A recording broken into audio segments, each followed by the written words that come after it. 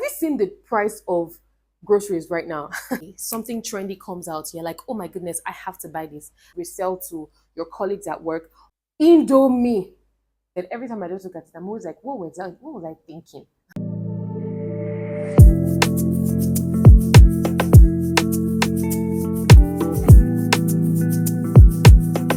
Hi guys, welcome back to my channel. If you're new here, welcome, welcome, welcome. And to my existing subscribers, you guys are my real MVP. So now in this video, we're going to be talking about why we women are broke and things we can do to fix it. If you have been wondering why you have been broke for a while, despite the fact that you have a steady income coming in, then definitely this video is for you. Sis, wait, how far your spending habits? Are you always buying everything that you see online? Or are you one of those people who, when you're walking on the road, you see something you like, you just buy it? Or you tell the person, madam, please keep it for me. And then the next time, once you immediately you get your paycheck, there's the fact that you have other things to do. You haven't talked about your, savings. You haven't talked about your groceries. You haven't talked about your toiletries. You just go straight and go and buy maybe that clothes that you saw, or that jeans, or that hair that you've been saving up for. Are you one of those kind of people? That's a very bad spending habit. If you think about it, for instance, you are a 9 to 5er who is earning, let's say roughly in Nigeria, let's say roughly like 250K, and then you want to, buy one or two things for yourself. Why don't you just go buy thrift? I'm not talking about the thrift that they're selling online for like 80K, 90K, 50,000. No, I'm not talking about those ones. I'm talking about you entering Yaba, going to go and buy some things there that, even though it's not as cheap as it used to be before, it's now way cheaper than, it's obviously way cheaper than you buying it on Instagram or buying it online, right? So you're spending your money wisely while also trying to save back, right? Now, I don't know when eating out became a flex. All I spend my money on is food. Papa John's, McDonald's, America's Best Wings, Popeye. I don't even have no money like that to even be spending it on food. Guys, have you seen the price of groceries right now? Good. Groceries, tomatoes, Indomie. I heard online recently that Indomie is 20,000 naira. Last time I bought a pack of Indomie, I can't remember if it was, that was like a month ago before Ramadan started. It was, I think I bought it for 11,000 naira for a pack of Indomie. Now I heard it is now 20,000. So that means, let's do this calculation. That means if you are one of those kind of people that like roadside Indomie, it's actually really nice, Meshai, right? So Meshai buys it for 20K. How much will Meshai sell it? It's going to be way more expensive because even eggs are no longer cheap. You buy Indomie, you buy egg, you buy some people don't not like 2 eggs, some people like 3 eggs on one Indomie. Do the calculation. I recently told my sister to order food, and then the food we ordered, 2 plates, was like one portion each. Everything amounted to 15,000. And in my mind, I was just thinking to myself, in fact, I was complaining because the first thing I took, one had, like, it was just Maggie that I ate. So it wasn't even like I got value for that particular, food. But if I had put that 15,000 naira together and I had cooked, I always cook anyway, but like I just felt like, okay, I was lazy because of work and all of that, but that's by the way. If I had cooked with that 15,000, I would have more money. I would have saved more money, obviously, and then we would even have more food for subsequent times. I can always refrigerate whatever we don't finish, and we'll eat it another time. But that 15K that I use for that food, after that food finishes, obviously that's it. So you can imagine how much we would have to spend on eating out all the time. Like, that is a lot of money being wasted, in my opinion. So like, if you know that you're one of those people who really love to eat out, I would suggest that you limit your eating out to like maybe once or twice a week, and then invest more in buying more food stuff in the house and cooking. Cooking would help you go a long way in saving. Depending on one income is great, but like in 2025, sis, come on now, you need multiple streams of income. Well, have you thought about this? What if your boss stops paying you today? How would you survive? I was out of a job for a while, and for me, it didn't even look like, okay, of course, my income was obviously not as high as when I was, working, but I had something to fall back on, and that's because I had a hair business. So I was literally doing everything: wigging, coloring, revamping, customization, frontal installation, everything regarding hair. I'm a professional hairstylist as a side hustle. Now, of course, I understand that not everybody has a knack for business, but like, you need to have another stream of income that your 9 to 5 will literally be supporting your 9 to 5. Okay, now, if you don't want to do business, you can do like social media marketing, writing, script writing. There are a lot of things that you can do. And then for business, you can talk about, I mentioned thrift the other time. Now, if you're not buying thrift for yourself, you can actually buy thrift to resell. You can be selling it to like your colleagues at work. You can be selling it to people around you. You can also go into perfume business. I'm not talking about the very big one. There are some perfume oils that you can sell now that are actually quite affordable. You can, like I said, you can always resell to your colleagues at work. Or, funny enough, the fact that you have a 9 to 5 gives you opportunity to market, firsthand to people around you before you now start going to other people. Because if your business is good enough, you definitely get referrals. And even if you don't do so much advertisement as a small business owner, the referrals will bring customers to you. Now, that is you creating multiple streams of income. When I was working in the physical office, everybody had something that they were doing. I was doing hair, for instance. I had someone, if I needed anything like that, and I don't want to go to the office. Sorry, if I needed anything and I don't want to go to the market, trust me, 50% of the time, I'm very sure I'm going to find it from one of my colleagues in the office. For instance, I want to get a top. I had a colleague that was selling chiffon tops. I had a colleague that was selling perfume oils. I had a colleague that was selling fish, like dried fish, panla. I had a colleague. We just had everybody was just doing one thing or the other. So it was more like a marketplace, but like it was an invisible marketplace where everything that you want to do that will require that you go out is already at your beck and call, and we're literally all earning our 90. We're doing our 9 to 5 and earning considerably well. Do you get? So like multiple stream of income is a good way to start looking at removing yourself from that situation of being broke into being financially independent. Don't know if you know this, but there's something called the soft life trap, or more like a soft life luxury trap. And just like the name implies, you literally think, oh, okay, I'm a baby girl, so I should be getting a baby girl lifestyle. Girl, everybody loves luxury. Do you need some money?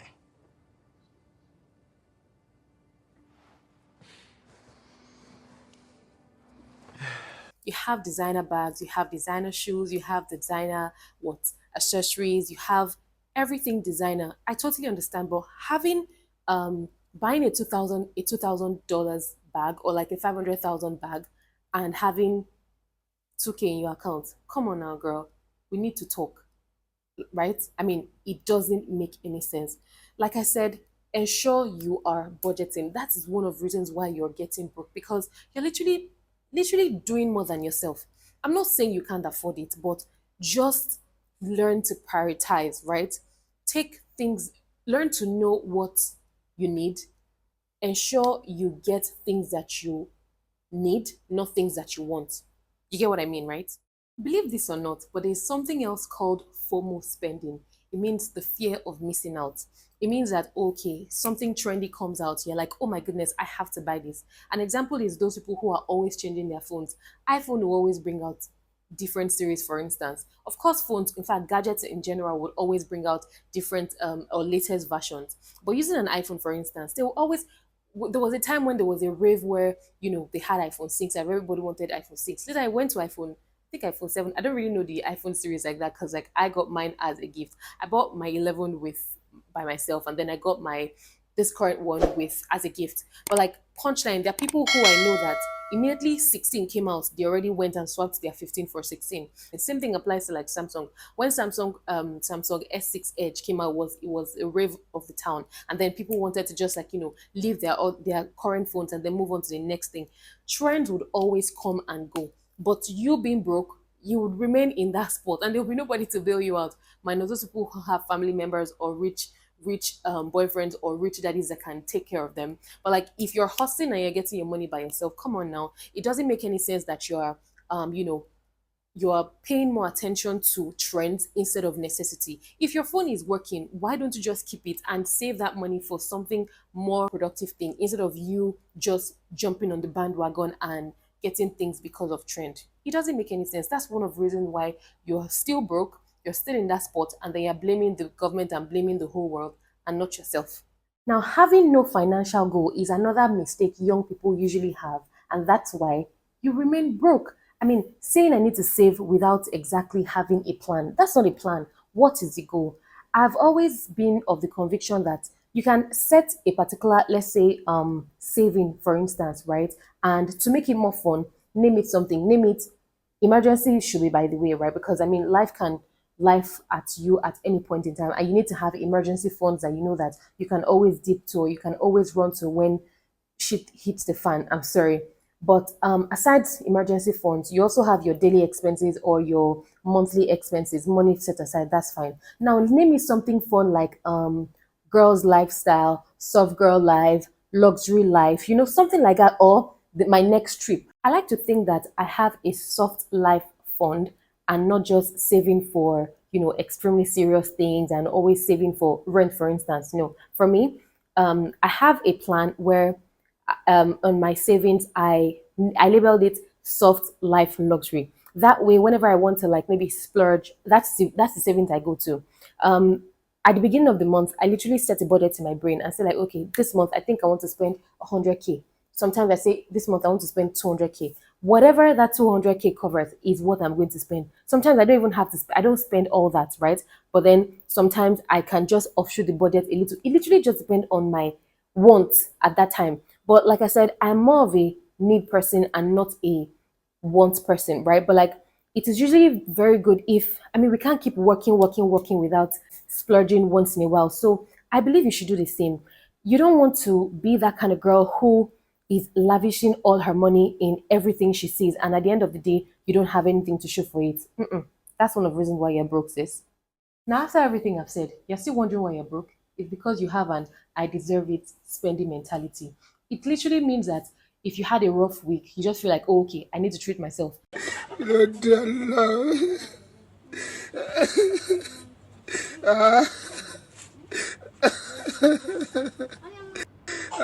If you felt frustrated during the week, you think you need to treat yourself and you need to splurge. Come on now. That doesn't make any sense. If you think about it, by the time you do that all the time, let's say you have a spending account and you're always dipping into that spending account, when in the real sense, that spending account is what you're going to use for the rest of the month, right? And this is literally the middle of the month. When you finish spending it, where else will you go to? Of course, it's your savings, right? It's your savings account you're going to go to. So that is exactly why you're broke. You are literally always spending and spending and spending. That's what they call emotional spending. It is not going to work. You being in that broke position is where you're going to be, right? Nobody is going to come rescue you in the real sense.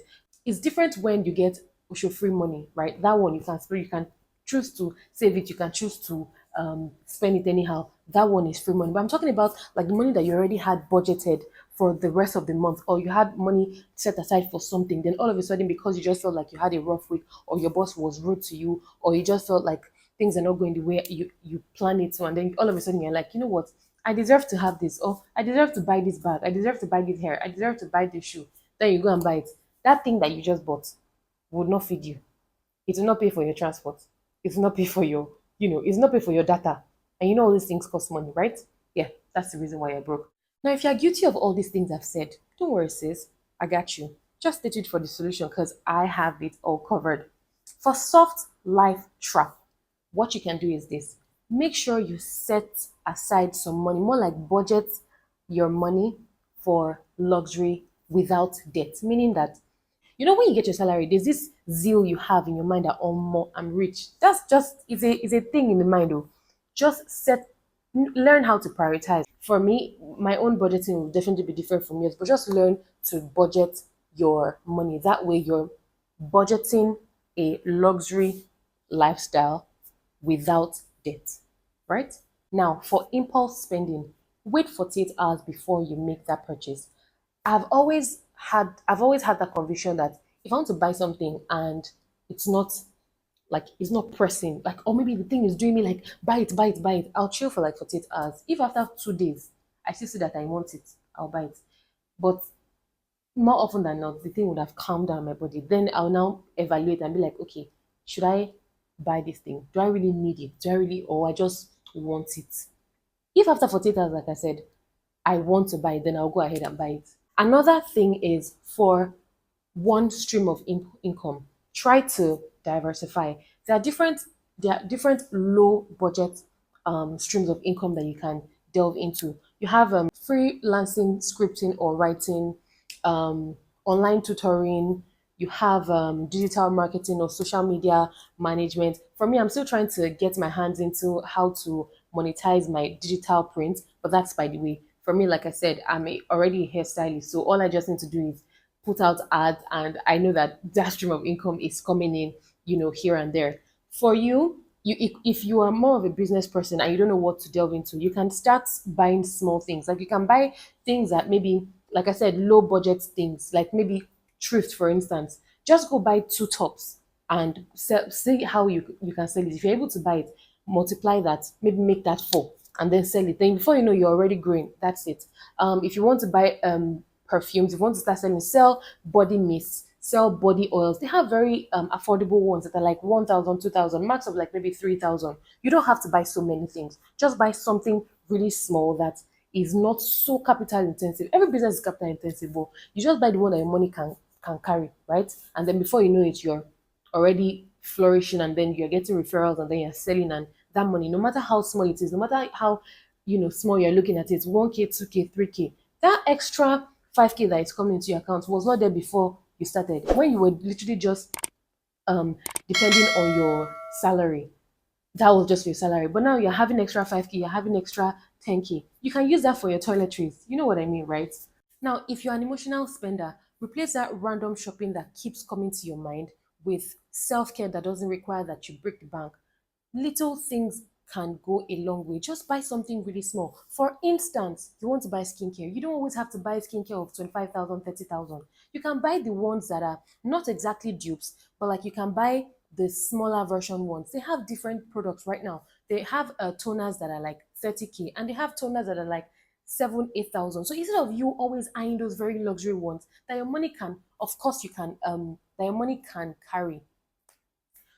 Of course, I know you can afford it, but like because you're trying to save, you don't really need such a luxury skincare product. Just buy the affordable ones, and then you're good to go. For those of you who like to who don't have financial goals, set a fun goal for yourself. Fun goal meaning that label it fun trip, or my next month trip, or my next leave trip, or like I said, soft girl luxury lifestyle. Something to look forward to. If it's something that you know that you really like. For me now, it's hair. If I'm ready to buy a new hair and I'm looking for ginger, I'm going to label it the name of that hair. If it's like 14 inches layering bounce, I'll label the next savings 14 inches layering bounce. And that before you know it, I'm looking forward to, pumping money into that particular account. Any small money I get like this, as far as I want to save it, I'm going to save it there. Of course, I'm going to, know how to manage myself. But you get what I'm saying now.